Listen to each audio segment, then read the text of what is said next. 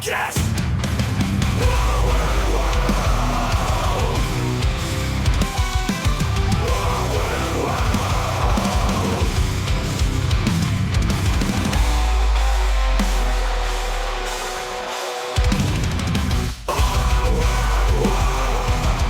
Welcome to Our Weird World. I'm your host, John Henson, and today, doing some more super secret spy stuff. So the first time we did this kind of theme back on episode 245, you can go check that out. But 4 more stories today of some spies who, it's not like the craziest like action movie level stuff, but it's just interesting to see what's been going on behind the scenes out there. So we got 4 stories today, that of Christopher Boyce, John Walker, Shi Pei Pu, and our first story will be of Aldrich Ames.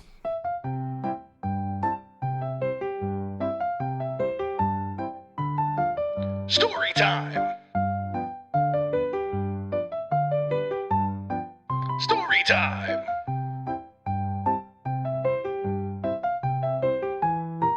Story time?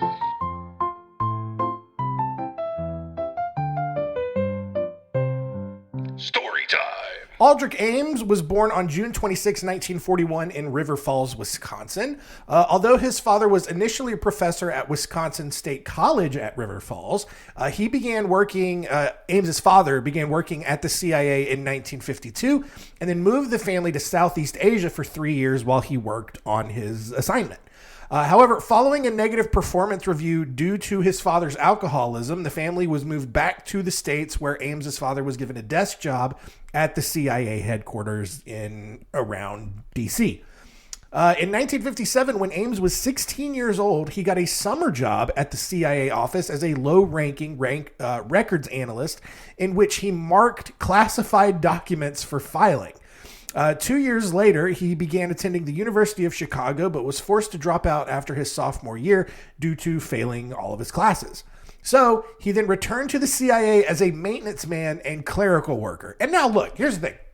I feel like we have, at least I do, we have this idea that everyone who works at the CIA is like this crazy, like educated person. Like even the janitors and maintenance people, generally the people that we consider the lowest on the social scale, maybe even the educational scale. Well, the maintenance people have got to be super smart to know how to fix all the things. But we don't think of them.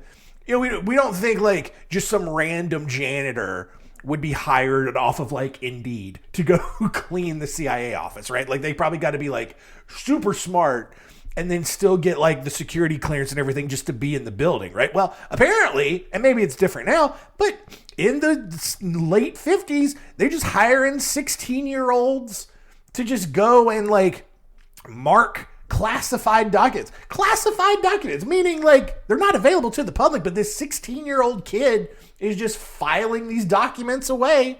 And then he drops out of Chicago, which University of Chicago is a pretty hard school, so I've heard. And so he flunks out, and so he just goes back to work at the CIA. A college flunky just goes back and gets his job at the CIA. I don't know. Ames did eventually graduate with a degree from George Washington University and was placed in the career training program at the CIA, even though he had since amassed a lengthy record of alcohol-related charges, like father, like son. While in the program, he met and married Nancy Sedgebarth, who basically she was forced to resign after they got married because of an internal rule that prohibited partners from working in the same CIA office. So Ames was then assigned to Ankara, Turkey, where he was tasked with targeting Soviet intelligence officers for recruitment as double agents in the CIA, which is a crazy step up from just being a maintenance guy. And granted, like he went through their career training program, so maybe they trained him on how to recruit double agents, but still, I don't know about all this. All of this raises a ton of red flags for me, which is why he's in this episode. Despite infiltrating a Turkish youth communist organization, Ames only received a quote-unquote satisfactory performance review, which I guess apparently there was like excellent that he could have gotten. I don't know. But this made him question whether or not he wanted to continue being a spy working for the CIA. So after this, he returned to the United States and was placed in the Soviet East European Division, where his performance reviews improved, even though his alcoholism did not. He was then assigned to New York City, where he handled two quote-unquote important Soviet assets with apparently flying colors, like he killed the mission, or, in a good way. In 1981, Ames was sent to Mexico City while his wife stayed in New York. There, Ames had at least 3 affairs, including with Maria del Rosario Casas Dupuy, who he then later married in 1985 and had a son after divorcing Nancy.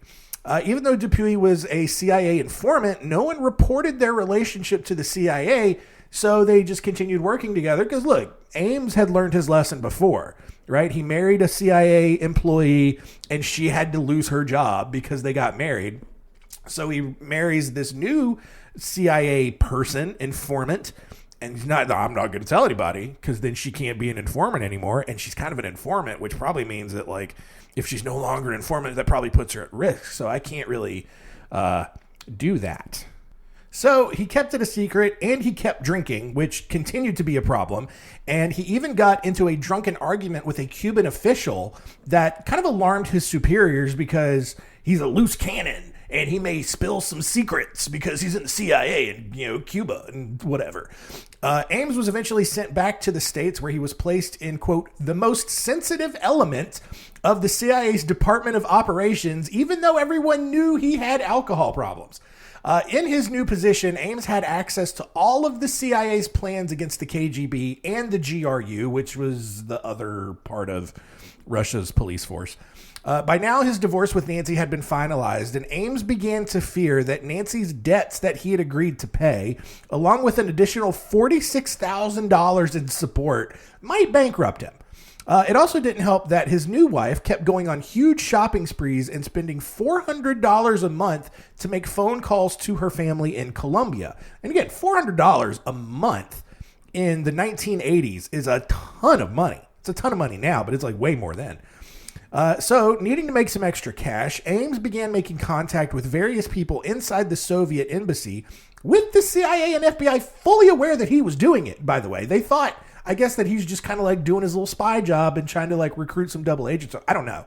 But in April 1985, Ames began providing classified information that he believed was essentially valueless, according to him, to the Soviets, who in turn paid him $50,000 for it. Although he had planned to stop after the first exchange, the Soviets then offered him more money than he knew what to do with if he just kind of identified any double agents that were already in the CIA. Soon, more than 10 top-level CIA and FBI agents working on Soviet counterintelligence just randomly disappeared. Well, it wasn't really random, because Ames pointed them out and the Soviets killed them. The CIA quickly realized that something was wrong here, but opted to blame a bug or a broken code in their security system rather than the presence of a mole. The CIA actually eventually blamed Edward Lee Howard, a former CIA agent who had defected to Russia in December 1985 for the losses. But when 3 more assets that Howard had no connection to were lost, the CIA actually had no idea what was going on. Meanwhile, all of this is going on, Ames continued meeting with his Soviet contacts and received as much as $50,000 at each meeting. In all, Ames received $4.6 million from the Soviets for all of the information and double agents that he was, revealing to them. In 1986, Ames grew concerned that the CIA would eventually find out that he had been a mole all along. He expressed those concerns to the KGB, who then used another double agent to tell the CIA that the suspected mole that they were trying to look for was actually stationed at the Warrenton Training Center, a secret communications facility elsewhere in Virginia. The CIA then spent the next year investigating 90 employees at the facility, but could not determine who was the culprit. After spending 5 mostly drunken years in Rome on a new CIA assignment, Ames was brought back to the States and given even more access to even more sensitive data, including information on more American double agents. Figuring he was pretty invincible at this point, Ames kept providing information to the Soviets. Meanwhile, the CIA was still completely baffled as to how their Soviet assets kept disappearing and even stopped recruiting new Soviet agents altogether, because why keep wasting the time? They're all just going to keep disappearing. In November of 1989, a fellow CIA employee noted that Ames was living a very lavish lifestyle, far beyond what a CIA officer was capable of making, based on, their salary. The employee had also known Ames's wife's family prior to her marriage and remarked at how much wealthier they were now than they used to be. Ames quickly brought in for questioning. He passed 2 different polygraph tests, but after it was clear that he had gotten brand new pearly white teeth that had been previously yellow by heavy smoking, he had also turned his quote-unquote bargain basement outfits into a full closet of tailored suits. The CIA got real suspicious. Okay, where are you getting all this cash from? After then finding that he had paid $540,000 for his in cash for his home in Arlington, Virginia, which is, no one should have that much cash in their bank account. But Aldrich Ames did because of all the Soviet stuff. He also purchased a $50,000 Jaguar car. He was also spending now $6,000 per month in phone bills to Colombia. And all of that, the CIA placed him under surveillance because no one could possibly afford all of that on a $60,000 annual salary. No way. No way you're buying a Jaguar or a $500,000 house on a $60,000 a month salary. I don't care how good you are at saving money. Not happening. In November of 1993, Ames was placed under near constant surveillance now. In February 1994, prior to leaving for Moscow to attend a conference, Ames and his wife were arrested and charged with spying for the Soviet Union. Agents searched his home and found more evidence of his spending, which included more than 500 pairs of shoes. That's too many shoes. Like 20 pairs of shoes is pushing it. 500? I can't even imagine. Also, 165 unopened boxes of pantyhose, when that was a thing, and 60 purses. Ames's wife was eventually convicted of tax evasion and sentenced to 5 years in prison, while Ames was given a life sentence. It was estimated that the information Ames provided to the Soviets led to the compromise of at least 100 American operations and the deaths of at least 10 sources. As of this recording, Ames is serving his life sentence at the Federal Correctional Institution in Terre Haute, Indiana. Our next story here, I love this one. All right, you'll see why. Shi Pei Pu was born on December 21st, 1938 in Shandong, China, to a very sophisticated family. As a child, he learned French and later graduated from Yunnan University with a literature degree. By then, he had also become a noted actor and singer and had written plays and operas about the working class in China. In December of 1964, while at a Christmas party, 26-year-old Shi met 20-year-old Bernard Bourasco, an accountant at the French embassy in Beijing. Now, although Bernard had only had sexual relationships with other boys while in boarding school, he kind of believed that the institutionalized homosexuality in boarding school was just kind of a part of life. Like, it's just a thing that happened. It just happens to all boys who go to boarding school. You take a couple in the butt, but in general, you still go on and you marry a woman. So he desperately wanted to meet a woman and fall in love and have, quote unquote, a normal relationship. Well, Shi, who was dressed as a man, she is a he. It's going to get confusing, but I didn't want to call him Pooh. I mean, I could, but whatever. So Shi, who looks like a man, dressed as a man, is a man, goes up to Bourasco and tells him that he's actually a female opera singer who has been forced to live as a man to satisfy his father's wishes to have a son, which, totally believable, right? China, they don't want girls over there. They want boys. Well, he was a boy, but he's like, I'm going to pretend to be a girl and see what happens. And guess what? The two quickly fell in love and began a torrid sexual relationship with each other. Now, here's the thing. All right, I know what you guys are thinking. John, I thought you said she was a he. He was, is, still is, was. I don't know. How do they have a sexual relationship with each other if Bourasco thought that she was a woman? I don't know. You get it. But I'll get to that right now. So here's the thing. I want to make this clear. Shi was definitely, biologically, 100% a man, right? He identified as one. He used male pronouns. And everyone else in his life, he was identifying himself and living life as a man, except towards Burisco. But to make all of this work, the two only had sex in the dark, complete darkness, right? This went on for nearly 20 years, thanks to Shi's quote-unquote unique ability to retract his own testicles and mash his own wiener so far back inside his body that it created the quote-unquote illusion of labial lips and a clitoris to allow for shallow penetration, which I'm assuming is not at all what you thought was happening when I said they only had sex in the dark. No. They were essentially docking. And so, she probably like, oh, Bernard, I have a shallow vagina. You can only insert your penis a little bit inside, but you cannot do it in my very real vagina. Because,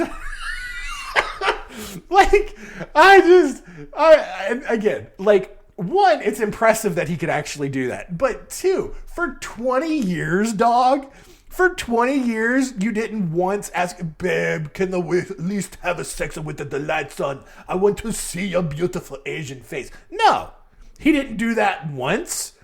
And at least and again, I get it. Like, oh, I'm so embarrassed. I can only have sex in the dark. No. Demand it. Like, baby, we haven't been together for 10 years. Oh, can we please? I want to see your face when I penetrate your shallow vagina. Oh, God. I had too much fun with this because it's just like, even the visual is just like, oh, man. And just understanding like how that all would work is just, it's impressive and mind-boggling at the same time. Anyway, moving on. In 1965, she actually told Burisco that he had gotten pregnant and literally went out and bought a Uyghur, I don't know how you say it, Uyghur baby named Shi Pei from a doctor in Xinjiang in far western China as proof. I'll get to, because that's a crazy sentence that I just said. The Uyghurs, I assume that's how you say it. They're a Turkic ethnic group that basically, they look like a biracial mix of Chinese and Caucasian descent. So like, you look at this little baby, it kind of looks half Asian, half white. So it's really believable, like what he has done here.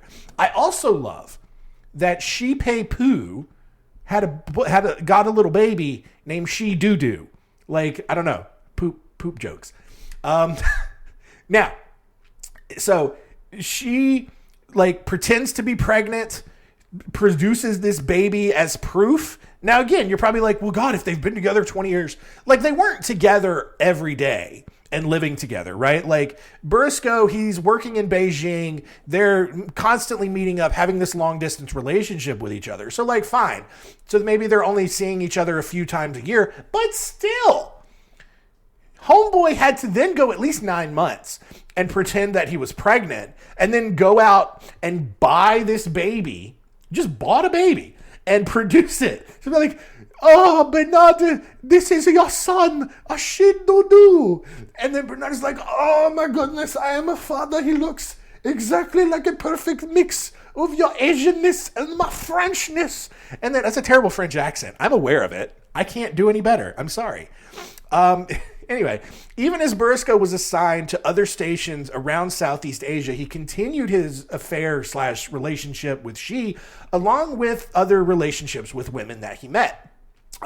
He also began a relationship with a Frenchman named Thierry, who he hoped to build a three-way family with Shi and Doo, who he had since been calling Bertrand, which is much better than Doo. I agree.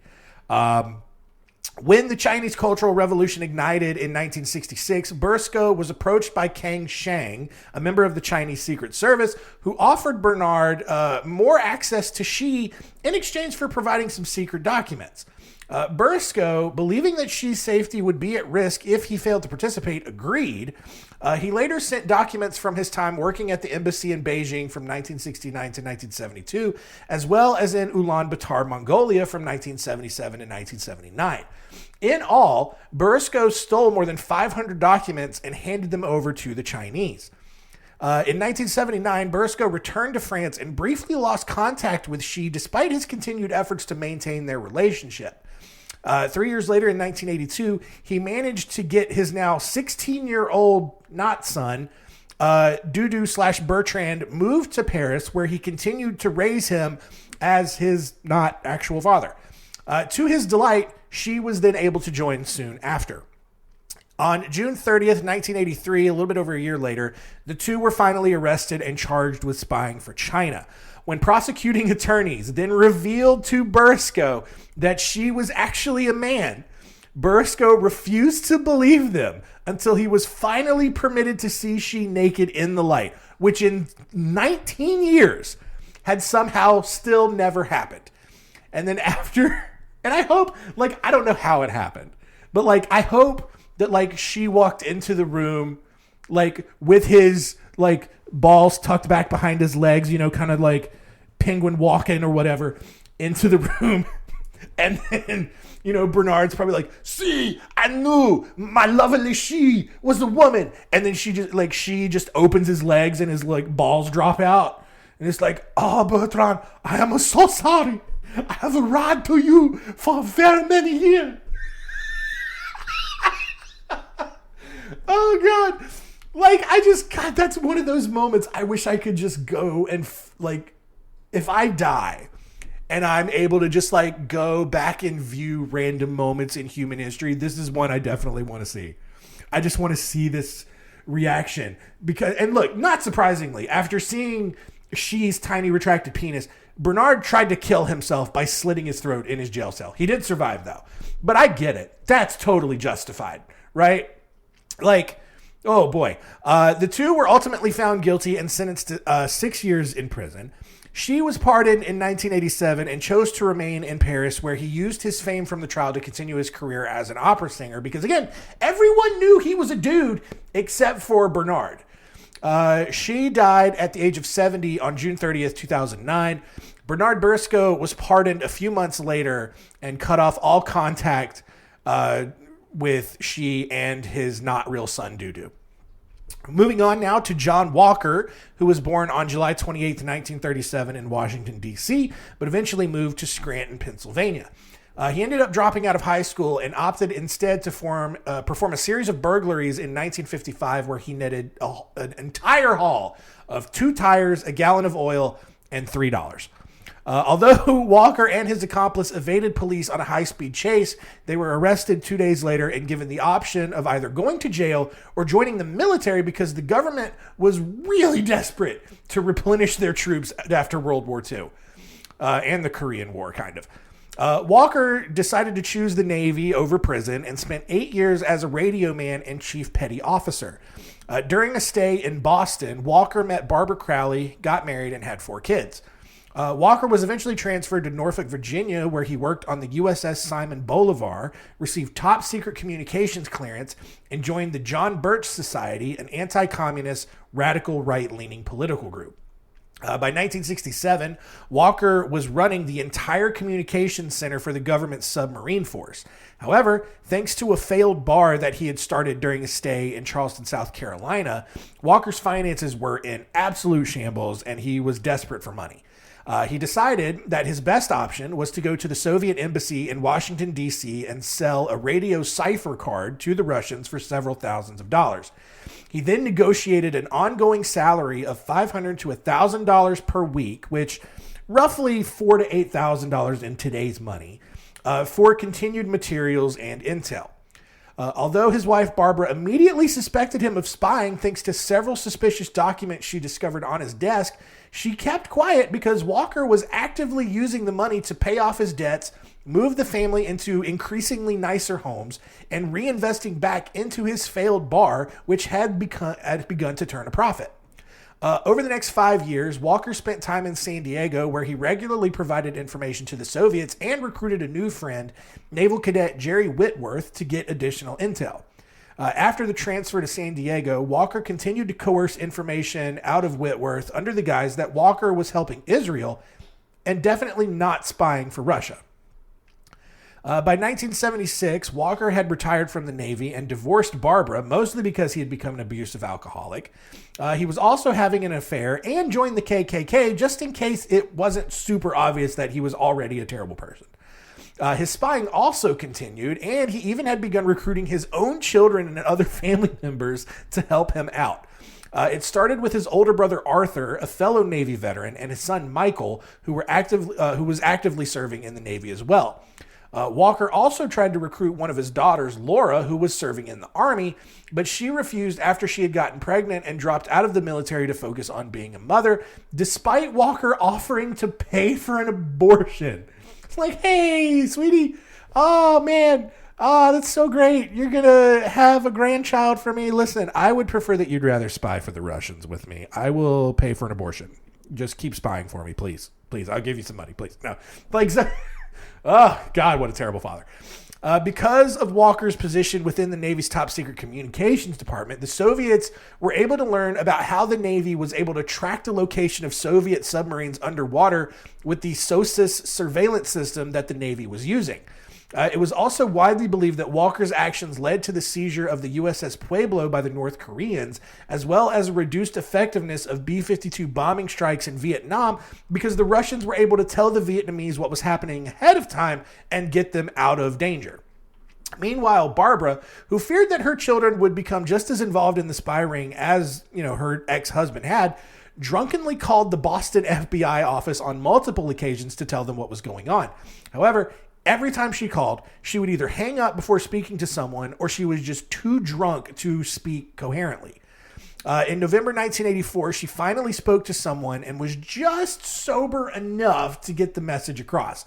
However, the FBI didn't take her seriously because they thought she was just a bitter, drunk divorcee trying to get her ex-husband in trouble for no reason. However, when Barbara mentioned the name of someone living in Virginia that, she probably shouldn't have known about, I guess, the Boston office transferred the report to the Norfolk office, who started to look into things. After interviewing Walker's daughter, Laura, who, obviously didn't want her dad to pay for her abortion, she openly admitted that her father was spying for the KGB and had tried to recruit her. At that point, the FBI submitted both Barbara and Walker to a polygraph test. They both passed, which made things very complicated, right? Because Barbara, they're like, is your ex-husband a spy? Yes. Yeah, she's telling the truth. All right, John Walker, are you a spy for the Russians? No. Oh, the polygraph says he's telling the truth. Well, this is weird. Walker was placed under surveillance anyway. That's why polygraph tests don't work. On May 19th, 1985, police followed him as he left his home in Norfolk and drove to a rural part of Maryland, where he placed a package next to a no hunting sign. Once Walker was gone, police grabbed the package and found that it contained 124 pages of classified information that had been stolen from the USS Nimitz, where Walker's son, Michael, was currently stationed.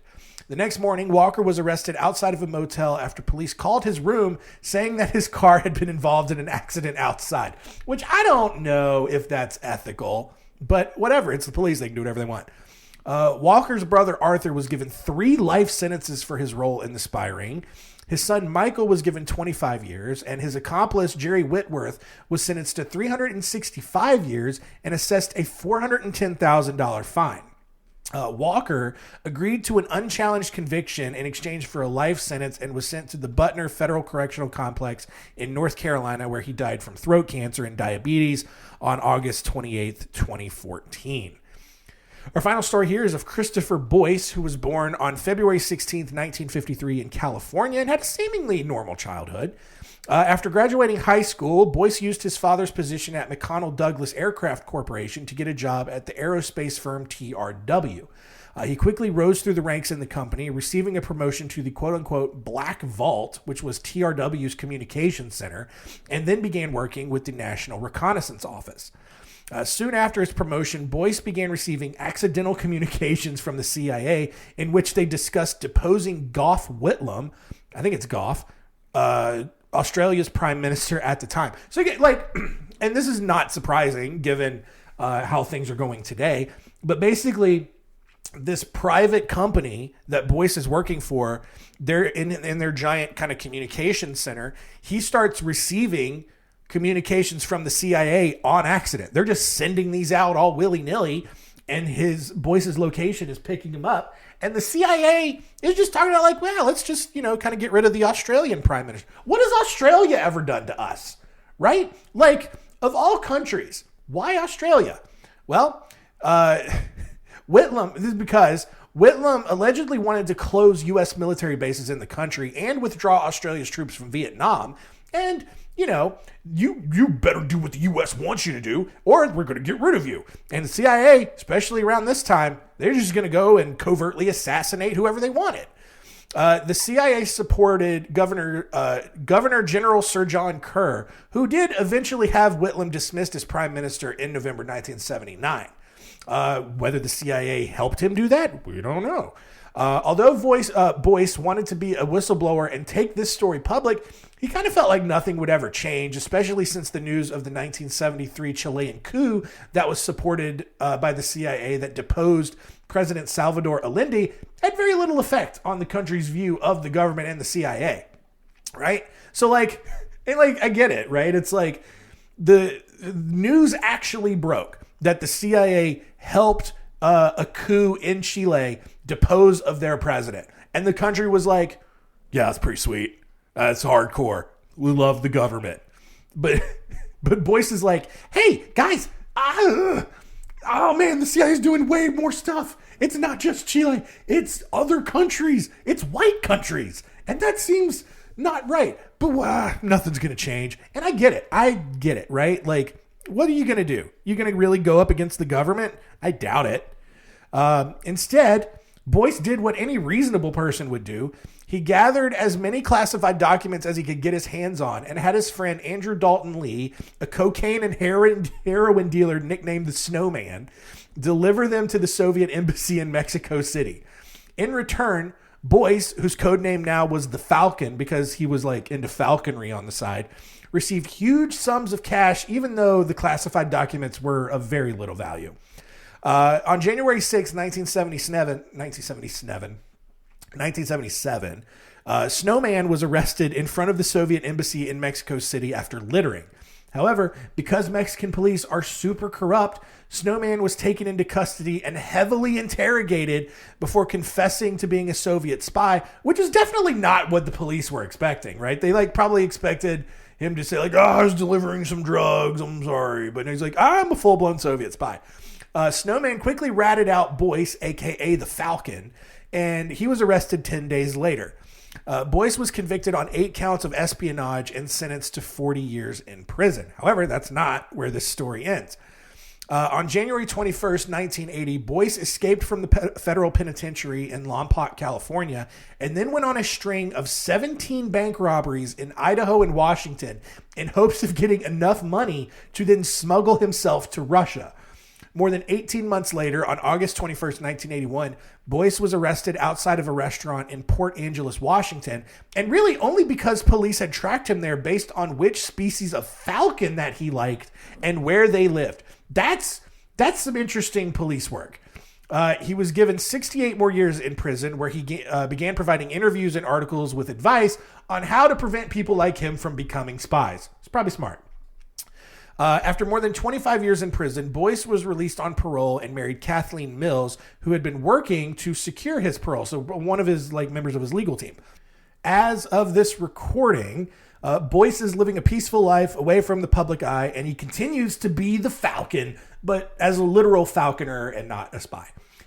His story was actually turned into a movie, The Falcon and the Snowman, in 1985, starring Sean Penn as the role of the Snowman.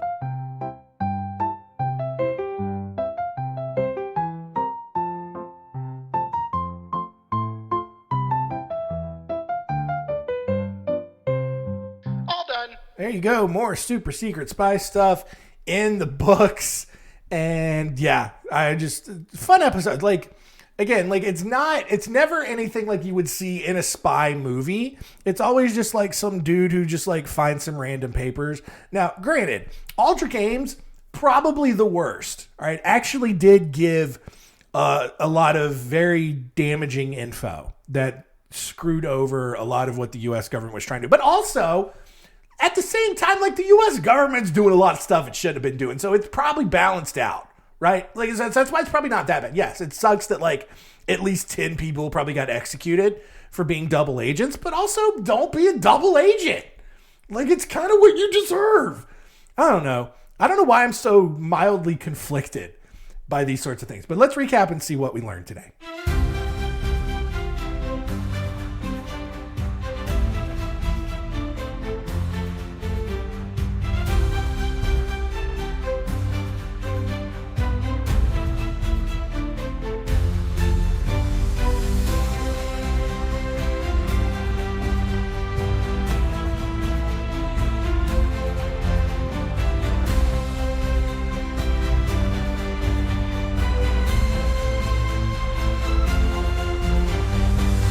What did we learn? Number one, Aldrich Ames, probably like one of the most prolific spies who actually did a lot of damage. Got millions of dollars, which again, that's his own dumb mistake of like flaunting all of that wealth, getting tailored suits, getting 500 pairs of shoes, paying cash for a $500,000 home when he should have really only been on a $60,000 a year salary. All of that, right? So again, don't be a spy. Don't get involved in all that stuff. Number two, Christopher Boyce, the Falcon, and his buddy, the Snowman, who was already like a coke and heroin dealer. So like, oh God, I'm glad this was one of the stories that they made into a movie. It was an 80s movie, so they could probably update it now. It's been 40 years. But, again, just randomly, dude gets arrested in front of the Mexican embassy, and they're just interrogating him because they were corrupt and just trying to get him on something, and then he just admits to being a spy, and then the whole thing falls apart at that point. But then he escapes prison. He escaped from prison, and the CIA only found him because they knew what specific kind of falcon that he liked, which is a weird thing. Falcon people are weird. Also, just pointing that out. And then number three, guys, listen, if you meet a girl and she says that she's a girl, but then only wants to do it with you in the dark, don't do that for 20 years. All right. You probably want some answers. All right. Look, first time, I get it. It's new. You're still learning each other. Don't know if it's going to last. Maybe you just want a quick thing and get out and go. But the second time, when you think it's going to, when you're into each other and you want to keep it going, turn the lights on. Or at least like briefly shine a flashlight. Just, let's see what's going on. I want to see what's going on down here. But no. Oh boy. God, I just, feel bad. I kind of, but I don't feel bad for that guy. But just an insane story.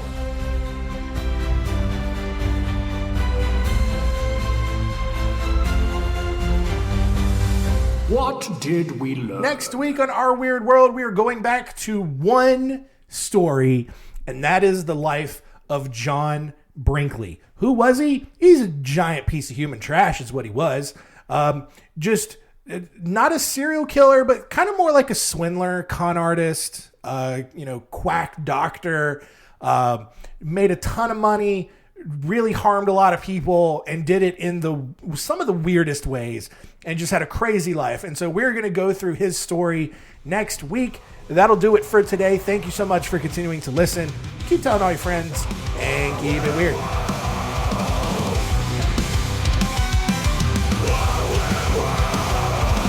This is a podcast